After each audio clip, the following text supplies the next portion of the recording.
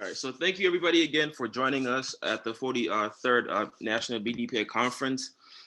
Today we have Regina White with us, who is going to introduce the speaker for today's topic, which is the power of authenticity.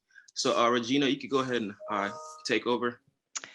Hello, my name is Regina White. I am the African American Communications Committee Chair at Northwestern Mutual. I gotta say, we are so incredibly excited to be part of the 43rd annual BDPA National Conference. You know, Northwestern Mutual is also delighted to be a gold sponsor for this meeting of the minds. We at Northwestern Mutual, we believe that our partnership with this organization, it extends beyond sponsorship and funding. It is a collaboration of organizations and wonderful relationship building. When we were provided the opportunity to share at this conference, we knew that Sheila Jackson would be the perfect person to not only represent Northwestern Mutual, but to speak on the power of authenticity. Sheila Jackson. What can I say about Sheila Jackson? She joined Northwestern Mutual in December of 2015.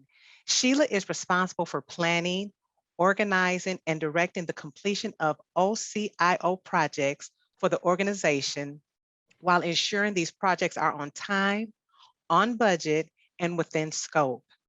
As a lead program manager, Sheila's mission is to deliver exceptional projects by providing reliable estimates on project deliverables, removing impediments, and escalating issues as needed.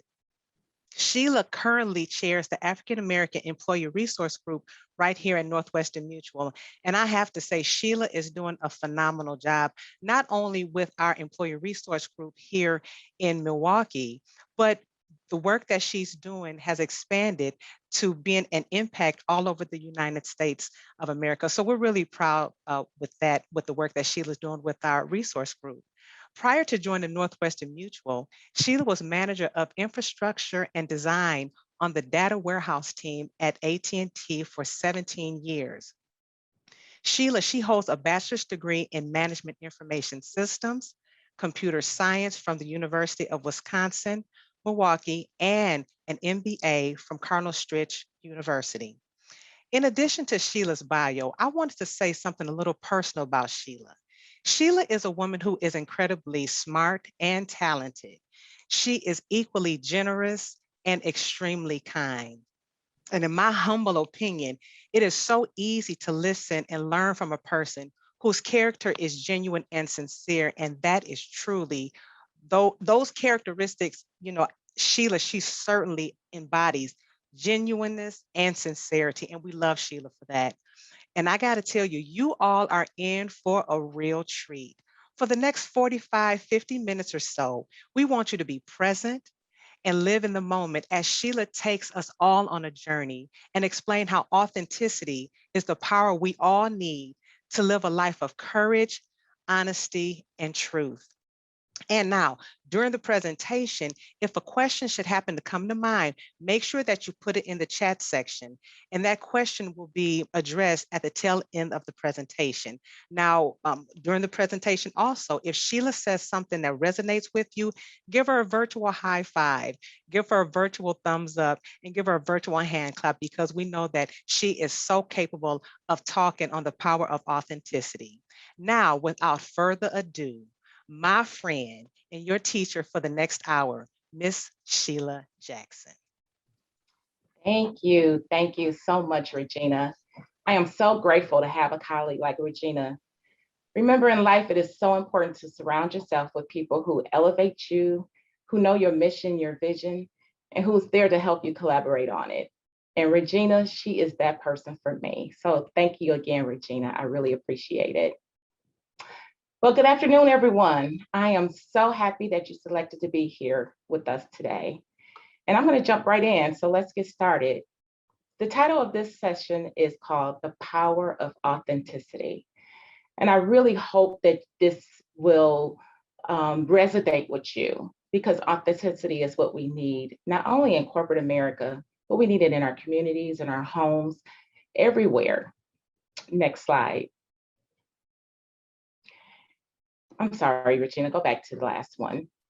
Our why. I want to just give you a little reason behind our why at Northwestern Mutual. So just in case you've never heard of Northwestern Mutual before, we are a financial services company that started in 1859. Yes, you did hear me correctly, 1859. We've been around for 160 plus years. Our headquarters is in beautiful downtown Milwaukee, Wisconsin, the home of the 2021 NBA Bucks champions. Go Bucks! But seriously, we are an organization that's committed to building a diverse workforce and inspiring an inclusive workplace where everyone can be and do their very best every single day. That is one reason that we sought to collaborate with BDPA. You see, our missions are very similar. We both believe that a talented and diverse workforce is necessary to deliver innovative solutions. We are also partnering with BDPA to support the Data Science Academy students, as well as mentor the high school coding camp students, the Datathon, and recruit candidates during tomorrow's career fair. We hope and look forward to connecting with you there. Next slide. Some of you may have read this poem by Paul Laurence Dunbar. I have a portion of it on the screen right there. We wear a mask. And many of you may remember in this poem the frustrations that Paul Laurence Dunbar was reflecting. And these are still some of the frustrations that we reflect today.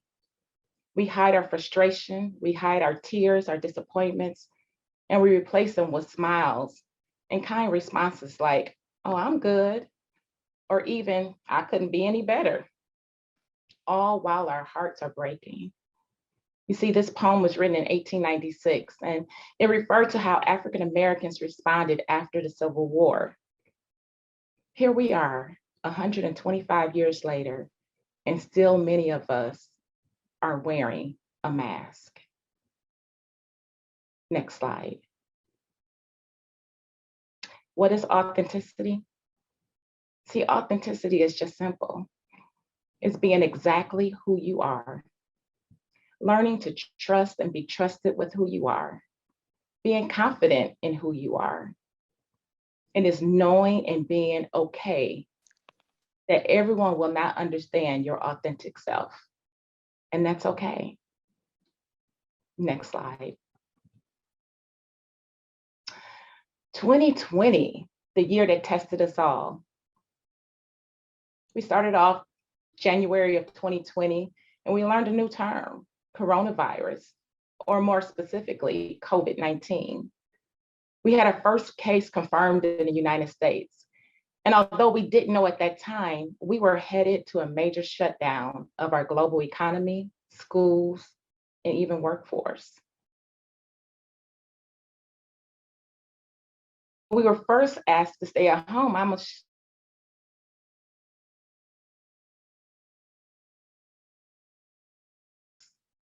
Maybe a month. We never thought that it could last for a year or even a year and a half. We were faced with isolation from our friends, our coworkers, and loved ones for a very long period of time. We feared what we didn't know or understand, and the heaviness of COVID-19 started to weigh on our minds. Then in March of 2020, the news reported that Breonna Taylor was shot by the police during a raid on her apartment. And then we turned around in April of 2020 and found out that the US had the highest rates of death globally from COVID-19. Then April and May came, and we were inundated with the deaths of Daunte Wright and George Floyd. You see, we found ourselves in the midst of tragedies and heartaches, all while being isolated from our true support systems. Many of us lost family members, jobs, and life as we once knew it completely changed. Yet, through it all, for those who are still working, we were expected to produce and perform just like we were operating a year earlier. That's just hard to do. Next slide. Authenticity. Authenticity is a journey, it's not a destination. You see, when we recognize that our membership of the African American ERG, that they were hurting, that they were heavy, our leadership came together and we decided we needed to pivot from our regular strategic positions. We heard how they were hurting after watching George Floyd with a knee pressed to his neck for 9 minutes and 29 seconds. We heard that the isolation of watching the civil unrest take place on the news, the impact that it had on our mental and even for some of us, our physical health. We saw that our members were struggling. You see, we knew that people don't care how much you know until they know how much you care. And we had to let them know how much we care. So how did we respond? We sought out experts to come in and help with our membership. Dr. Aaron Winkler came and spoke to us about how to talk to our kids about race and racism. Because a lot of times our children saw the news as well and they saw what was happening. And we didn't know how to explain it to them. She reminded us that life isn't fair, but we have to continue to work hard for justice for all. We brought in Dr. Romel Smith, who presented Facing the Reality of Life and Work Amidst the Pandemic, Wrapped in a Pandemic. Let me say that again. Facing the reality of life and work amidst the epidemic, wrapped in a pandemic. And that's where we were. He reminded us that we need to continue to take care of our physical bodies by eating healthy and exercising. And if we needed to seek out professional help for our mental health. It's so important. And then we found out that our counterparts were struggling as well. They felt helpless and hopeless, but they wanted to do something.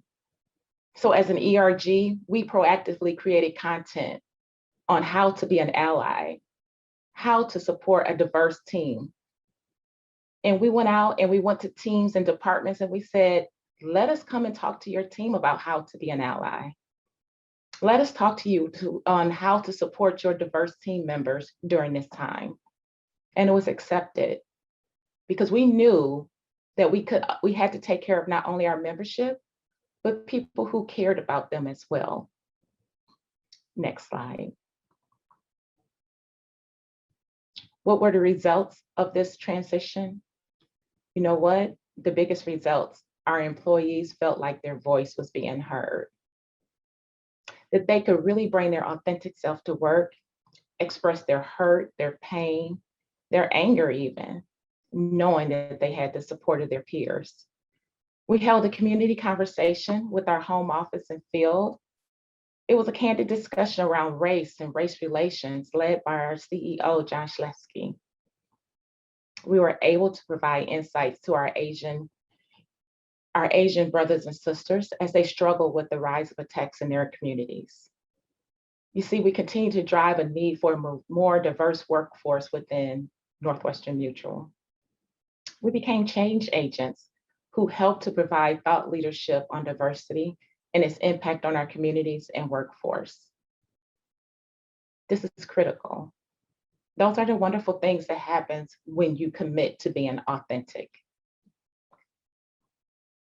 Next slide. A new task force was formed, created and chaired by our CEO, John Schlesky.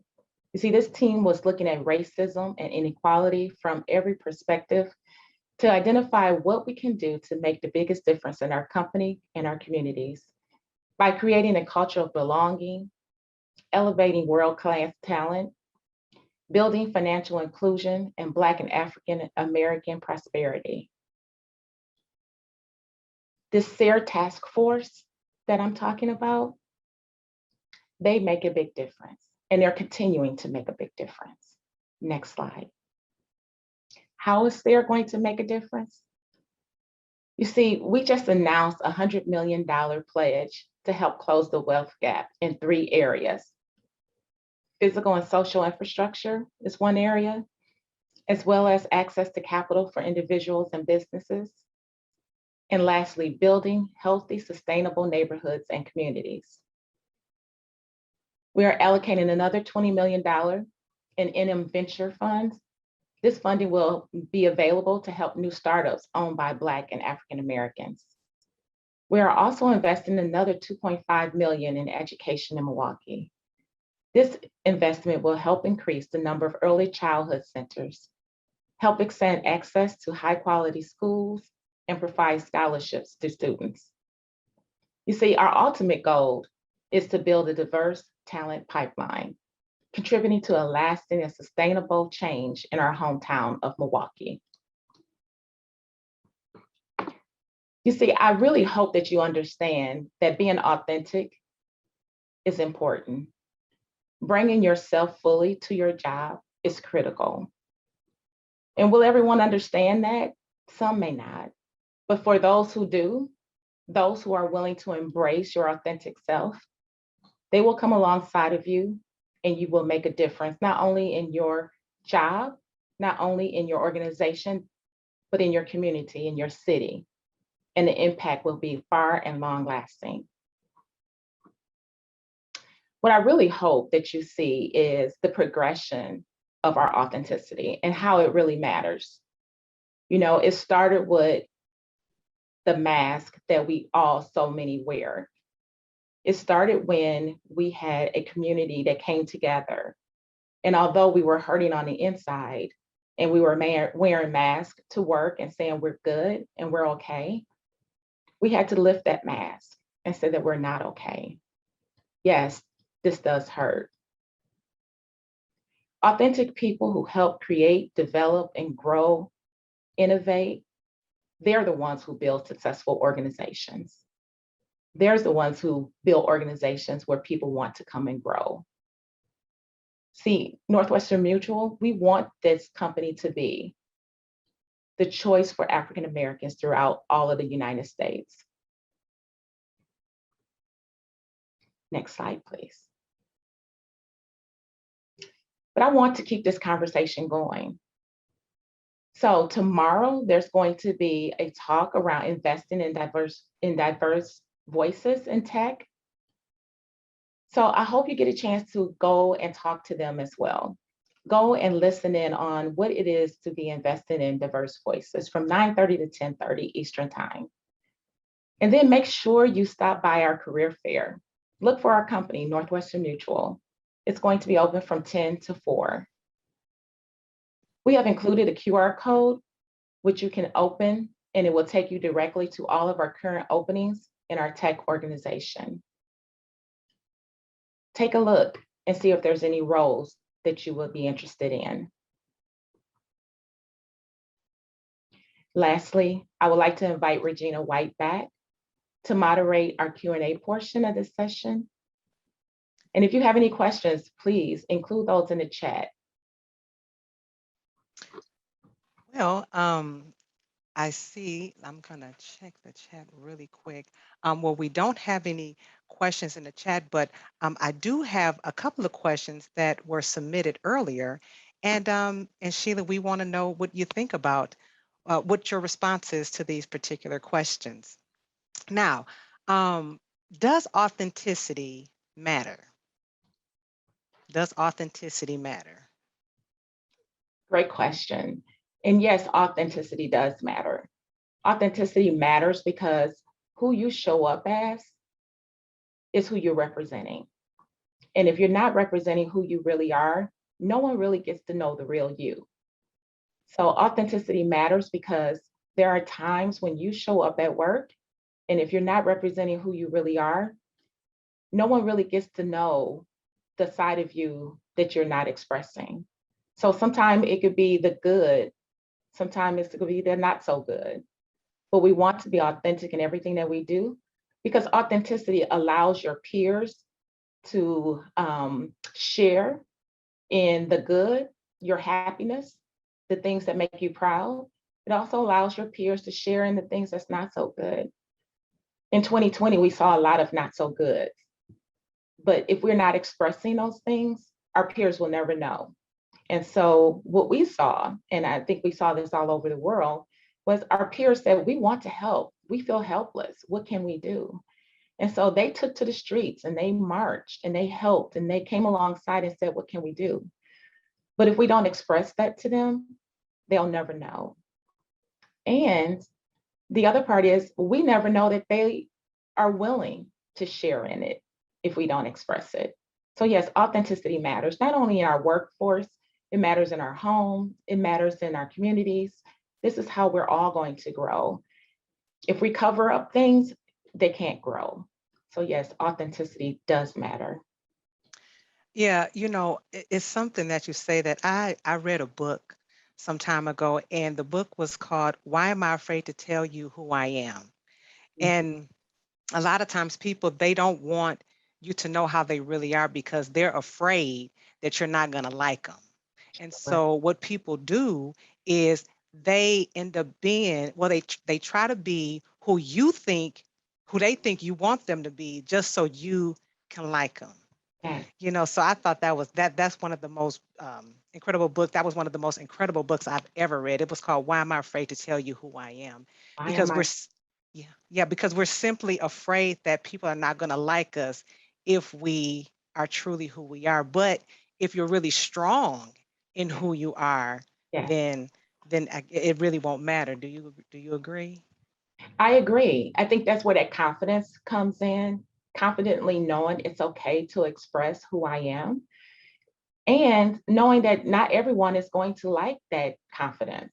Not everyone is not, they're not going to like your authentic self. And that's okay. That's okay. And if you're confident in knowing that I can bring who I am to myself every day to the workforce, um, your confidence will spread abroad. And the people who do like it, those are the ones who are meant to be there and to help support you through this journey. Yeah. I want to ask you, speaking on authenticity, and you mentioned how our peers, they screamed, what can I do to help? I have another question. How do you find allies in your organization? That is a great, great, great question. So, Regina, this has been a journey for us. This has been a journey for our African American Employee Resource Group. What we found was when we had our community conversations, we looked at the people who were asking questions, asking, how can we help? How can we support? And so what we did was we included those people in our conversations. We told them, this is what we can do. This is what we need help with. This is where you can assist us. The next thing we did was we started building content. You remember we had, how can you be an ally? Because some people don't know. Everyone is at a different place on their journey when it comes to diversity and inclusion and equity. Everyone is someplace different. And so sometimes people just don't know. And so we provided a content booklet on how to be an ally. And what we did, we went to different departments and to different teams and we said, can we present this to you? And it was embraced and people responded. And sometimes that's how you find your allies. Sometimes it's somebody on your team who is asking questions and they just really want to know more. Those are the people that you embrace. And that's how you find your allies. And sometimes it's especially when you start talking to your senior leaders and you start expressing your concern and voicing your opinion, they will respond. And you can ask them about being an ally. So there's lots of avenues that you can take. There are so many people who want to come alongside and who want to be an ally. They just don't know how. Yeah.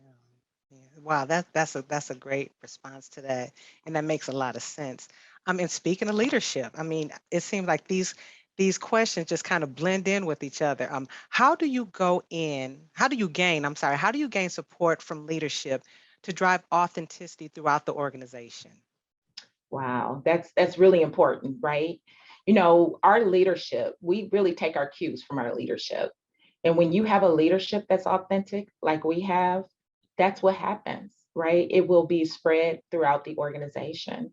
Leadership will tell you exactly how things are and what's going on in your organization. We are led by our CEO who said, we want to make changes in not only Northwestern Mutual, we want to make changes throughout Milwaukee. And so that's why he started the SARE task force. We look at the education system and he allocated dollars towards improving our education system. Because what ends up happening is we're building this pipeline. So when we start looking at kids in preschool all the way through college, and we're building this pipeline of employees, that's what we're ultimately trying to build from the time they start school all the way through college, and start building our pipeline of workforce for the next 50, 100 years. That's what we're doing. And that authenticity that we're getting from our leadership is where that starts. They see the need, they see the concern, and they are willing to put, as we used to say, they put their money where their mouth is. And they're encouraged by what they're seeing throughout our organization and throughout our city in Milwaukee. Yeah, and that's true. That sounds good. I want to address something real quick that was noted in the chat. Okay. A wonderful person said, "Becoming authentic for yourself is tough. It's a tough enough journey, and it is. It really is. Because I know one thing for sure: it's hard to admit your weaknesses, and but it's never hard to admit your strengths. But it's very hard to admit your weaknesses." And I just want to ask you really quick before I go on with what the person said in the chat. Why do you think people are so afraid to admit their weaknesses? Wow. I think there's a very many reasons why people are afraid, but ultimately, weakness shows that you're not in control, right? We all like to think that we're totally in control at all times, that we make great decisions, that we never fail at anything, that everything that we do is perfect. We like to think that, but in actuality, it's not that way, right? We all make bad decisions. We make decisions that were not the best for us, but we learned from them, right? We probably failed at some things, but we learn from those as well. And we all like to think that we're in control, that we have everything under control at all times, but that's just not the case. And so I think, the reason why we want other people to have this image of us, of that we are totally, put together and that we're totally perfect, is then they'll be impressed with us. And like you said, they'll like us, they will embrace us. Yeah. But you know what? We all have flaws. None of us. We're all working towards whatever that is in our life that make us who we are. And so being authentic is just saying, you know what, Regina, I have flaws. And that's just a part of who I am. But I'm working to be authentic in who I am. Yeah, I totally agree. And going back to the person's question in the chat, after they said, becoming authentic for yourself is a tough enough journey, seeking authenticity for your company, the way you described it in your talk, has to be so much harder. What is your advice for people who want to help their company become more authentic? Wow, that's an excellent That's a question. good question. That's a good question. That's an excellent question. Let me tell you, before 2020, if someone was to ask, were we authentic for our ERG, Regina, you think about this too. I would say we probably would have answered, yes, we are. We're authentic. And then we were faced with 2020. We were faced with seeing a young man lying on the ground, crying out for his mother. We were faced with coming to work every single day and acting like it was okay, and it wasn't. And so as an ERG, what we did, we really had to pivot. We had to look and say, it's not okay. And yes, I'm coming to work every day. Yes, I'm giving 100%, but I'm still hurting. Actually, I'm angry. And so when we went on this journey, we did not know this was going to be the outcome, right? We looked at leadership and said, we have members who are hurting, they're angry. We have this pandemic, we have an epidemic, and we are at a point where we need to do something. And so we didn't know what we were going to do, but we knew healing needed to come. And so what we did was we sought after someone who can help us. And that's why we brought in experts in the areas that we knew we needed healing in. And those experts helped us to get on track and help us to find our authentic selves. Then next we went to our leadership, our senior leaders, and we said, we need to talk about this. And we had that community conversations, and you probably remember it, Regina. It was the first time that, our field force and our home office came together and we talked about it. because we were at a point where the racial unrest throughout our community, throughout the United States, it was happening. It was happening in real time every single day. And we needed to get it out. And our senior leadership, they came and supported us and said, we do not tolerate racism. And a lot of other organizations did that as well. But with that frustration that we had, we knew that there was more that we could do. And so we embraced what we saw, and we came along and said, we need to change the dynamics even within our organization, right? We need to encourage people to be more authentic, but not only be more authentic, we need to increase our numbers so that we can have people who look like us at every level.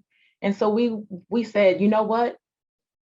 In my level, I could be authentic, but we have other areas that don't have representation at all.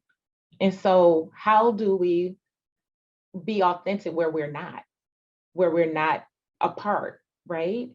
And so this journey that we're on was meant to embrace other areas throughout our organization, right? And to bring those other areas on board to where we were too. And so the journey is not over. You know, we are continuing along this journey. We know we have work to do. But what I am especially proud of is that our senior leaders are coming right alongside of us with us in this journey and assisting us with it. Okay, and that makes sense. And I wanted to ask you another question. There's a vulnerability aspect in being authentic. Do you have any advice for people who are afraid to show up as themselves, but may be scared to do so? I was just thinking that in my head. Thank you, Johnny Pat. You were all in my brain because I was just thinking that. You know, what do you do? What do you do when you want to be authentic? They tell you to be authentic. They tell you to bring your whole self to work. And then when you do, they tell you to go home and take a nap because we want that other that other person back. So what do you Right, do? What do you do? I mean, because I think so many people they want to be authentic, but they're afraid, especially in corporate America. right. Oh yes. And you know what, Regina, we have to build those relationships, right? And I would never express or even advocate for people to be their authentic self without building relationships. What's critical is building those relationships internally with your peers, with your coworkers, with your teammates. Because what ends up happening is you will have a safety net when you build relationships. You build relationships, you build that safety net. I've been in IT long enough to remember when I went to college, most of my classes were male. Most of my classes, you know, in engineering, I was the oddball out. And I just remember so many times wanting to go to study groups. You know, people would meet for study groups to study for midterms or finals. And I remember just thinking, I would just like to go study with somebody to just bounce ideas off of and just, you know, to have that clarity.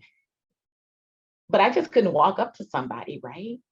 So I had to start building relationships and talking to someone who was sitting next to me, maybe in a class. And then the next thing I know, they were inviting me to come to a study group, right? Because I built that authentic relationship one-on-one. And that's the same way we have to do in our work environment. Ask a coworker to lunch. Find out if they want to go after work and get a glass of wine. You know, friendships are built by spending time together. And so sometimes you have to know someone before you can really be your authentic self, and be able to express your authentic self to someone. And this is a journey. It's not going to happen overnight. It may take months and years before you can really express yourself to someone, and that's okay. Just know it's going to take time. Yeah, yeah. Do you think it's fair for, and I think I can confidently say this. Do you think it's fair for African Americans to have to kind of do the code switching? You know, how we have to kind of alter who we really are in order to maybe gain some momentum in corporate America. Is it? I mean, I know that's something that they tell us we have to do, but do you think it's fair? Well, when you think at the word fair, right? I Okay. remember when my daughter was 3 years old and we were at the grocery store and it probably didn't even, I didn't recognize it. She's looking at all the magazines and she said, Mommy, there's no Black people. And I was in awe. I was like, this little girl at 3 years old she recognized that there was no Black people on the cover of the magazines, right? And I just thought to myself, as a parent, the first thing I did was look for Oprah's magazine because I know she's always on the cover of hers. But what that showed me was that our eyes are always open. They're always listening, even when nothing is being spoken. And so with that being said, there are times when we code switch. I think everyone does that, right? First impressions are lasting impressions. And so when we walk into a room and we're the only, it makes a difference how we represent ourselves. And so people will respect you. They will come together and defend you when they know who you are. And so we have to come and code switch at times, only to say that we are experts in the area that we are in. We understand what we're doing, and now people will receive you because of who you are. And now you have brought to me who you are. Now I can respect you and bring you on board. And now we can build a relationship, right? And so when you think of code switching, I don't think of it as the term of I'm trying to be something that I'm not. Okay. Right? I'm not trying to walk into a room and be someone that I'm not. What I will do is say to myself, I want you to know who I am. I want you to know the expertise that I bring to the table. And when we go forward and start building this relationship or building this project, you understand that I have a basis for what I am talking about. That was good. That was good, Sheila. I was mesmerized. That was good. That was really good. Good. Okay, we're just going to pivot just a little bit from Okay. the authentic portion. Sheila, what is your hope? This is in regards to the funding that Northwestern has been putting out for different for different ventures within the city. What is your hope for the impact of that $100 million commitment that Northwestern Mutual just made? I want this individual, they want to know your dreams for Milwaukee and beyond. Wow. You know what? Can I tell you, when I saw the article about the $100 million investment, my heart almost skipped a beat because I'm a Milwaukee native and born and raised here. And so I remember, the segregation that we had for many years in Milwaukee. I remember, just being, we were so isolated, we were one side of town were Blacks and one side of town were whites, and there was no commingling between the two. What I see with this $100 million is saying we're investing into our communities.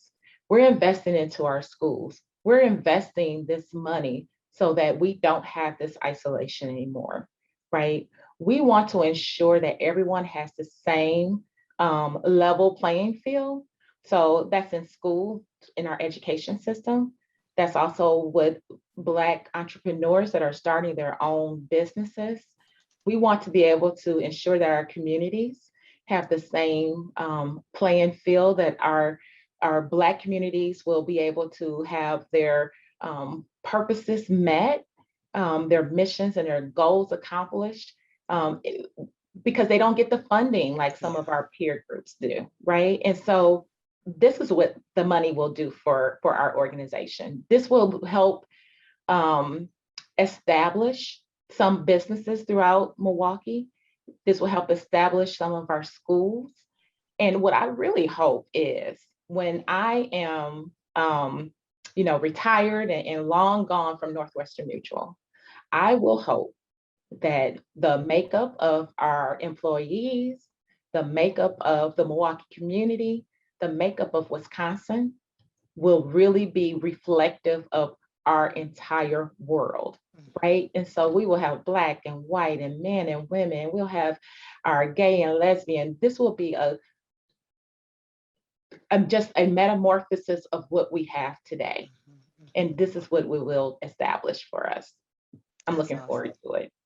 That's awesome. I want to ask a really quick question in regards to the African American Employee Resource Group that you're currently chairing.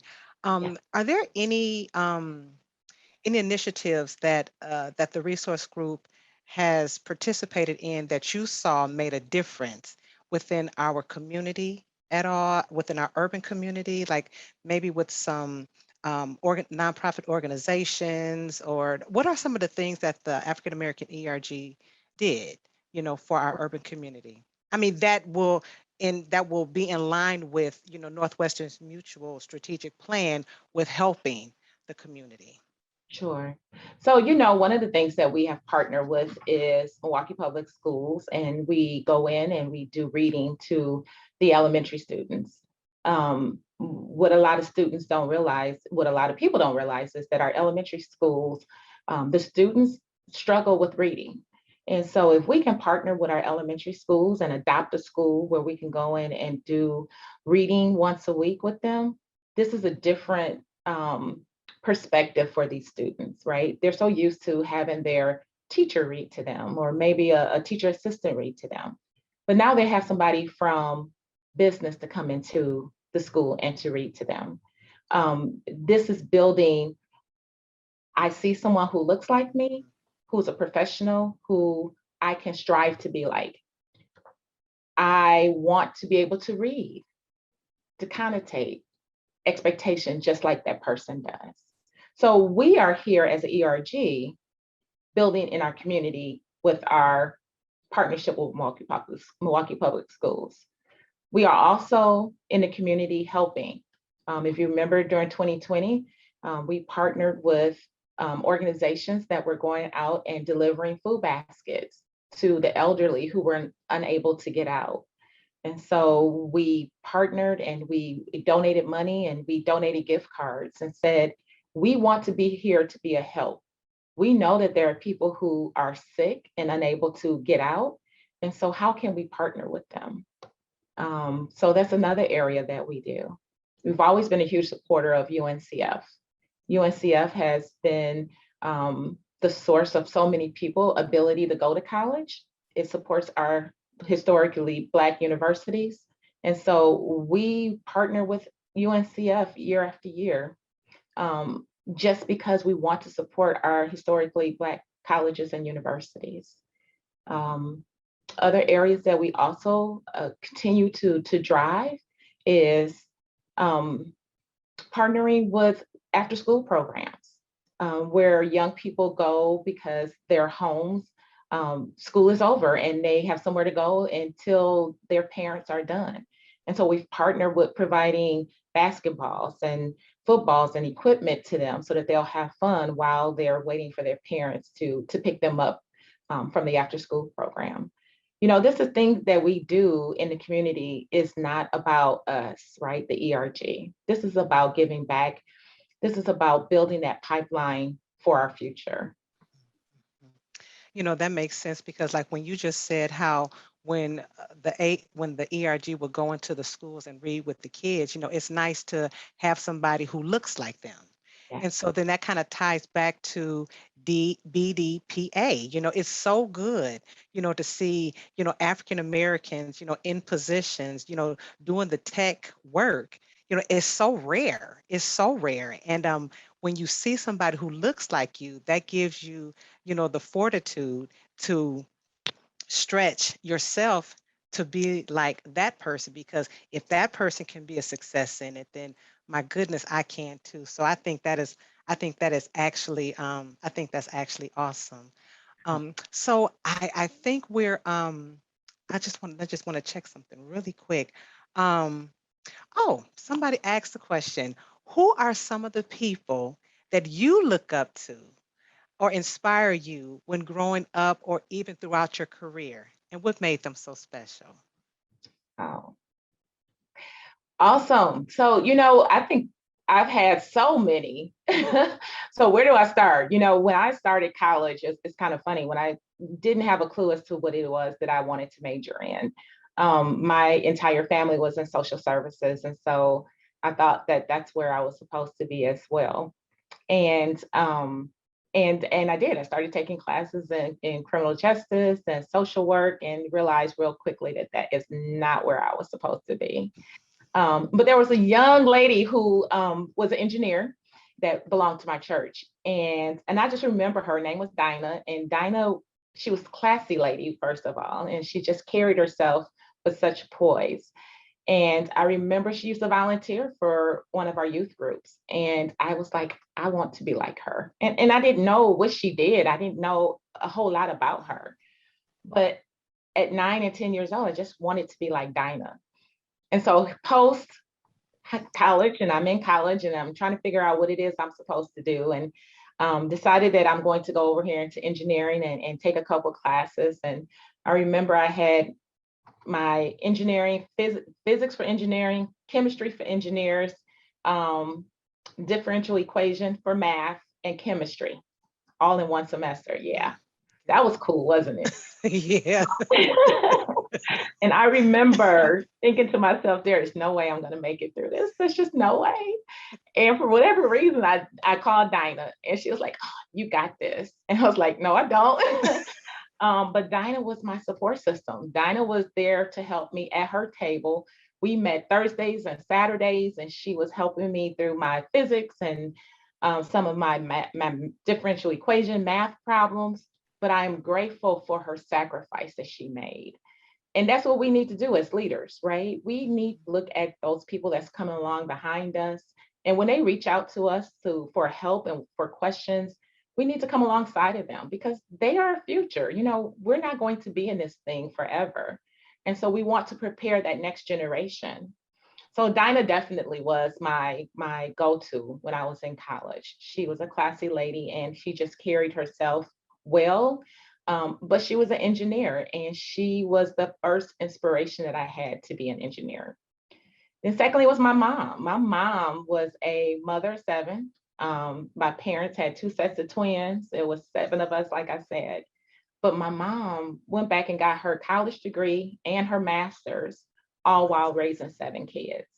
And what I tell people is she was my inspiration because she would never allow us to give up, right? If we said the word I can't, then she would make us do I can't, whatever it was we can't do. I can't do this math. We could have to write it, 100 times back and forth because she didn't believe in the word can't. It looks different. It may sound different. That means I have to spend more time with it. That means I might not be able to watch TV like everyone else because I have to spend a little more time studying. It means, yeah, well, you know what? You might have to go for special help after class. It just looks different. So my mother was a huge inspiration in believing in me, in believing that there was more to who I am, believing that I can do more, and she would never let me settle. And so I am grateful for that mother. And so I just encourage everyone to find somebody that you can invest in and invest your time, invest your talents, invest your treasures into somebody. That's what we are here to do. Yeah, yeah, that's awesome. And I know Johnny, he asked the question of both of us. And, for me, there was this, one of my managers who she's since retired. Her name was Barb Scruggs, and she was one of the most authentic people I've ever met in my entire life. And just the other day, I called her because I was feeling some type of way, here at work, because I was like, they want me to be this way. I don't want to be this way, but I think I gotta be this way in order for me to make, I was Right. having those conversations in my head. And so I called her, and I was like, Barb, because when she was here, she was so authentic, and the people, they respected her authenticity. She was one of the most honest people, and she was brutally honest, but she said it in a way to where you didn't feel bad, behind what she said. And Sure. so she explained to me, she said, Regina, she said, never change who you are. She said, be who you are. She said, people will respect that. She said, now there is a way. She said, because you can say whatever you want to say. It's just how you say it. Yeah. And I said, I said, and that makes a lot of sense. So I can honestly say Barb Scruggs was my mentor. I love her to this day because she taught me that authenticity is really what you need in order to be a strong Black woman, especially in corporate America. And in my case, I've learned to, utilize authenticity to my benefit by being able to say what I want to say, but it's just how I say it. And it's like, you can say it in a way to where people won't even be offended at the truth. Yeah. You know, Yeah. and I think sometimes it's an art, but there is a way, and if you can master that, then you can really go far and still remain clothed in who you are as a person. You really can. And I remember sharing with you, Sheila. Remember when I was saying how nowadays people, they do ask, I want to know your feedback. I want to know Yes. exactly how you feel. And Right. then my response is, okay, now I can tell you Right. how I can do one or two things. I can tell you how I really feel, or I can tell you what you want to hear. Now, which one do you want? And then of course they'll say, give it to me. I want to know exactly how you feel. Right. Then it's like, Right. okay, I'll tell you how I feel. Just can you promise me that I'll have a job after I say what I say? But needless to say, Barb, she really is, she's my hero because she taught me that authenticity is so vitally important, not only in your personal life, but in your professional career as well. But yeah, so But I think. what, Regina, I will venture to say, when we do not bring our authentic self, we're doing a disjustice to our organization. We really are. Because when we bring our authentic self, we are allowing everyone in our organization to be a part of who we are and who we're developing into being, right? We're all developing into something, right? We're if you're not moving forward, you're moving backwards.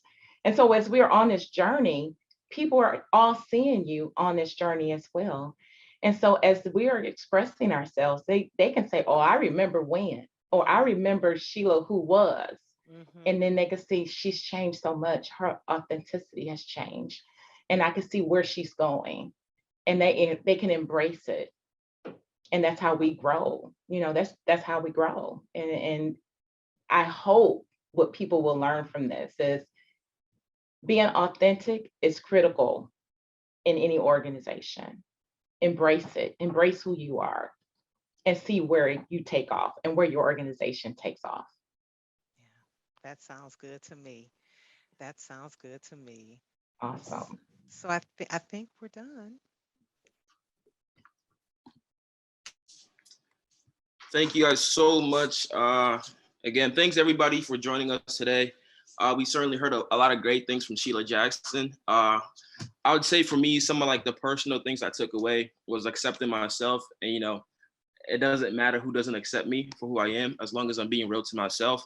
So that really, resonated with me a lot. And I really appreciate you for, coming out and letting us know that as well. Um, I'm certain that this group was able to take, the same thing away, the same things away too as well. So I'd like to thank Sheila again, and Regina, and then Northwest for being part of this conference and sharing a lot of information with us that, if we go other places, we might have to pay for. So Yeah. we do thank you a lot for that. There was a lot of great questions, and some of the questions I was gonna ask, I'm glad some other people asked that. So I appreciate that. And once again, I want to thank you guys for coming on here with us, and teaching us a lot. How to be confident in ourselves and accepting ourselves for who we are. So that's all I have. If anybody doesn't have anything else to add, we can end it off on this note. And I want to say thank you guys again.